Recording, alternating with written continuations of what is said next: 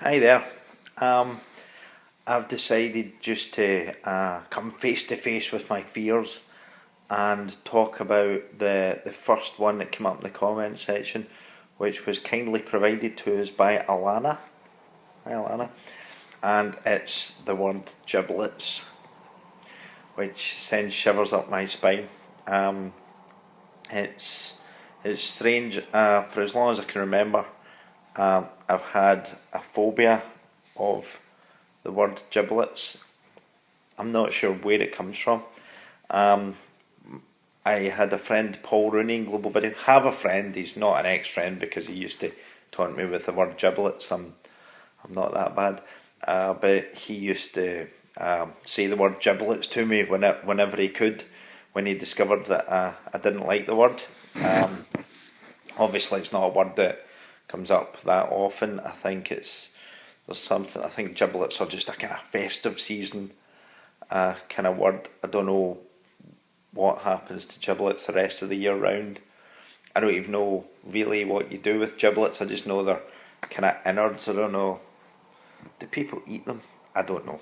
I don't even know. You know what? I've got such a fear of the word giblets that I've never really done any serious investigation into what their purpose is or anything like that. And it's not even the kind of concept. It's the word. There's something about the word that just kind of makes me. So yeah, it's a phobia. I've got a phobia of the word giblets, and I'm man enough to admit it. I'm fine. I can admit to all my phobias. I've got 3 phobias that I can think of off the top of my head. The first one is a fear of the word giblets. Anybody that knows me probably knows the other 2. The giblets one might be a controversial new addition to the what can we slag John off about hierarchy. My other 2 phobias are, I'll start with the kind of relatively normal one first. I have a phobia of heights, which is relatively normal, except that I have a kind of phobia of medium heights. If I'm really high up, it doesn't bother me. Obviously, if I'm really low down, it doesn't bother me. I don't know anybody that's scared of like their own height.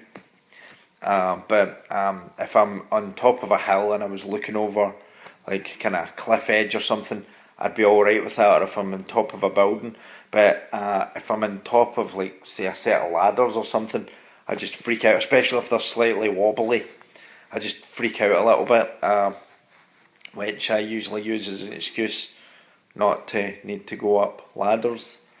Generally, I also try and fake phobias. I'll say that I've got a phobia of screwdrivers to stop doing DIY. It doesn't always work.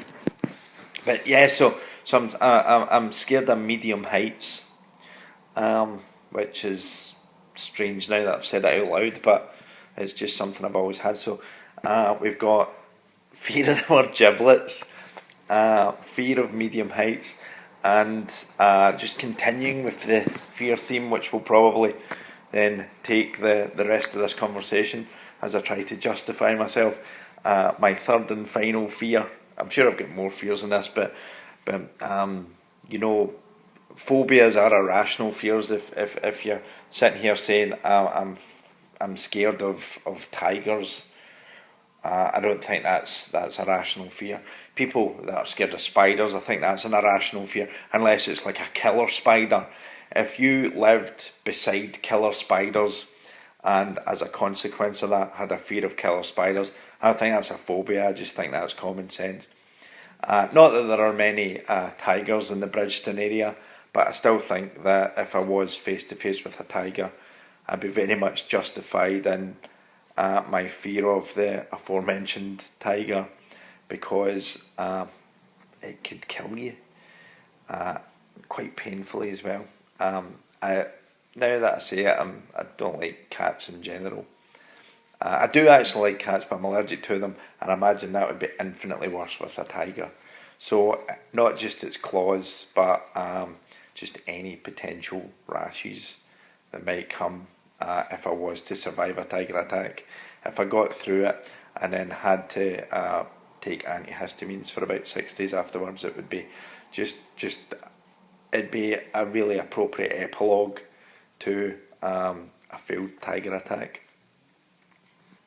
Where did that come from? Anyway, yeah, sorry. So yeah, I think that it's okay to have rational fears, but that's not what a phobia is. My third irrational fear, and I'm willing to admit that it is an irrational fear.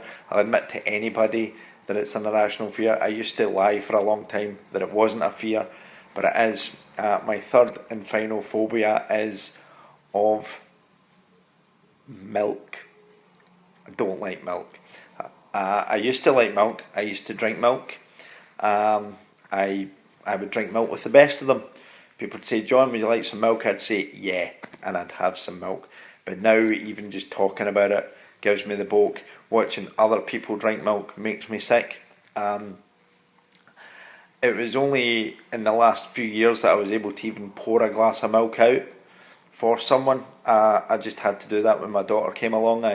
I was given the choice of pouring out milk for my daughter or getting divorced. I'm still not entirely sure I made the right choice in hindsight, but yeah, I'll pour milk out. But even if there's a situation where if I'm pouring milk out for my daughter and some of it just bounces out the cup and hits me in the hand, I will just freak out. I will go and I'll scrub my hand for what feels like hours. I feel like Lady Macbeth. There's a wee Shakespeare reference for you. If you don't get it, look it up. She just scrubbed her hands. There you go. That's there you go. Character description of Lady Macbeth in one sentence. She scrubbed her hands. So there you go. So you don't even need to read Macbeth if you haven't. But yeah. Anyway, sorry. Milk. So I've had situations where there was a time when Morgan was old enough. Morgan's my daughter, if anyone didn't know. Morgan was old enough to get stuff out of the fridge, but maybe not do anything with it. She was in that kind of bizarre middle ground between being able to access the fridge and having ability to deal with any fridge access she had. So I was talking to somebody at the door years ago for about 10 minutes and then came into the kitchen, and the whole place was covered in milk.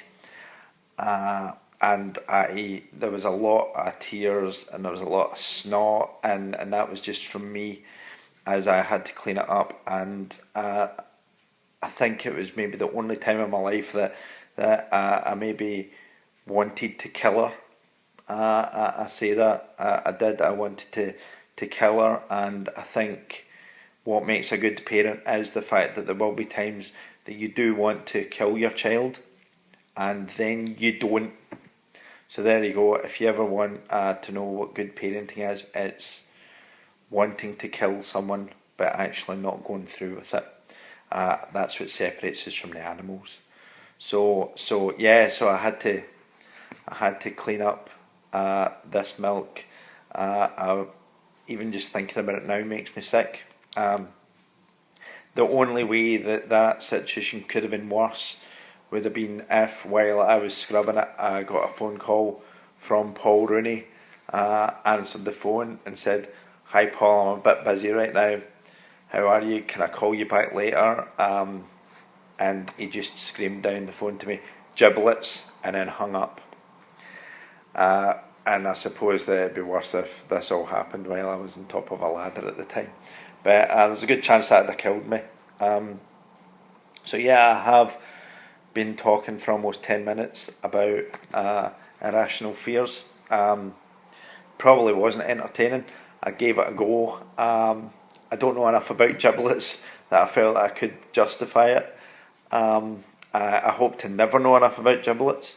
If I ever do know enough about giblets, then I'll probably have a long hard look at myself. But thanks very much for listening to my nonsense. If you did find that even mildly entertaining, then just give me a better word next time and I'll see what I can do. Guys, thanks very much. Thanks for listening. Thanks for wasting 10 minutes of your life that you're never going to get back. And any comments are more than welcome. See you guys later. Bye. This is what I do with my days off, by the way.